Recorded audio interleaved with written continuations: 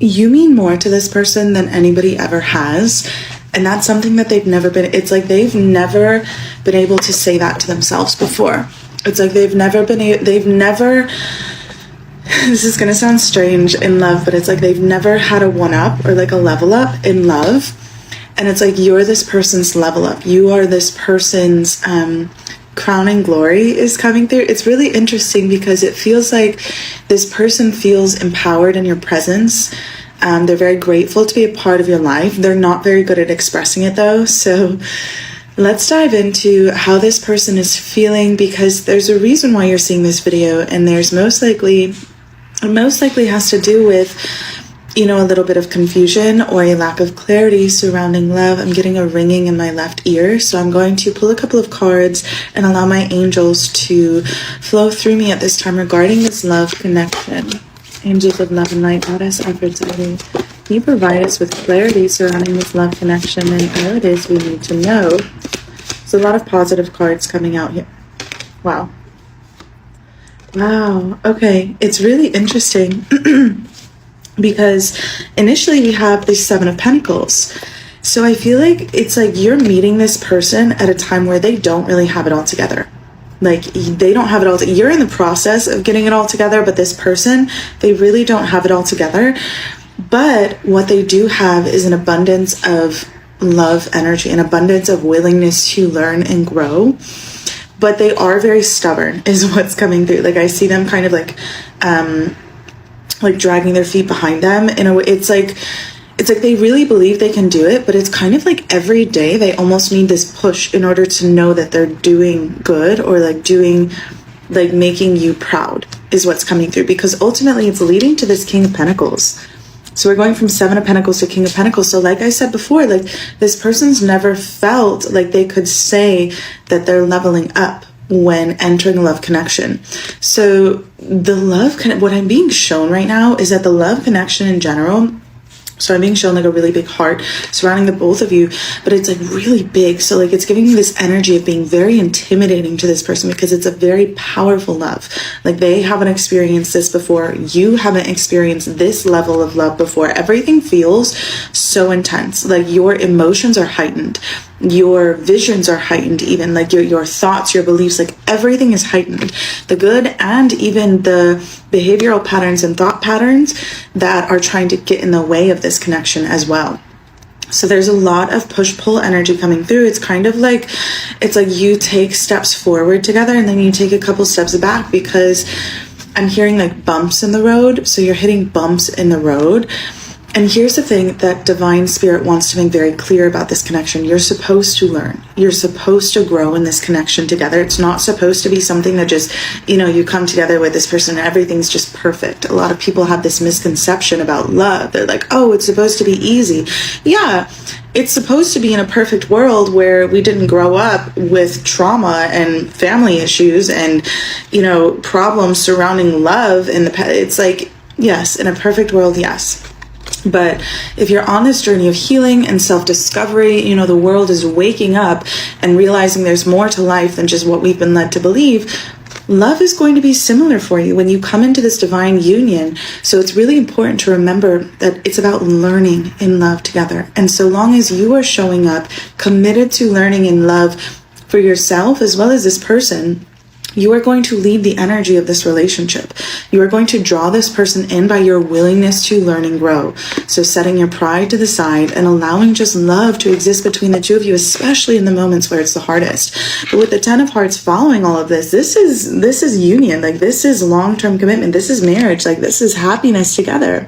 This is the energy of happily ever after, of children in the background, of family celebrating you in the background, of your guides. Like this to me is a representation of Mother Earth, just in admiration of everything that you've overcome together. So please don't get your connection confused with toxicity, because there's a very big difference between a toxic relationship and a relationship where you hit bumps in the road and you have to communicate, you have to work through problems individually as well as together.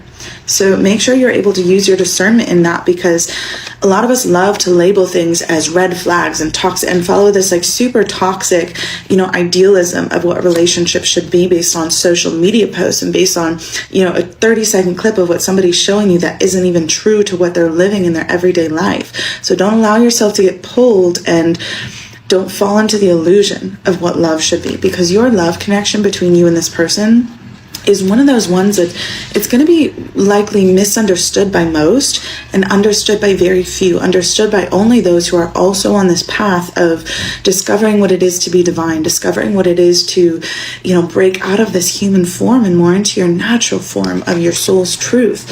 And so meeting somebody along that journey, that alone can be very intimidating and very intense. So again, with the Nine of Swords, it's really important for you to continue to prioritize yourself in this connection, because prioritizing yourself in this connection is ultimately going to lead to you being able to hold the space to prioritize the other person. It is also going to encourage the other person to prioritize you. So these are the key codes that you're being handed here. Prioritize yourself, and your divine counterpart will prioritize you. Whenever I get overwhelmed in my soulmate connection, right, in my true love connection, I take a step back and I allow myself to feel for a moment of what it is to be disconnected from it all. I say, okay, universe, I know this person's here for me. They prove it day and day again, yet somehow my mind, because of what I've been through in the past, still brings up these feelings and these thoughts and these behavioral patterns that ultimately could be sabotaging to a connection if I don't take the time to step back and sink into my own divine energy for a moment. So I'll take that moment and say, okay, universe, spirit of divine, I step back, I sink into receiving mode. I'm just going to be patient. I'm going to be peaceful. I sink into peace. And I allow true love to show me. I allow space for this person to step forward. And every time, without fail, this person steps forward to fill that role.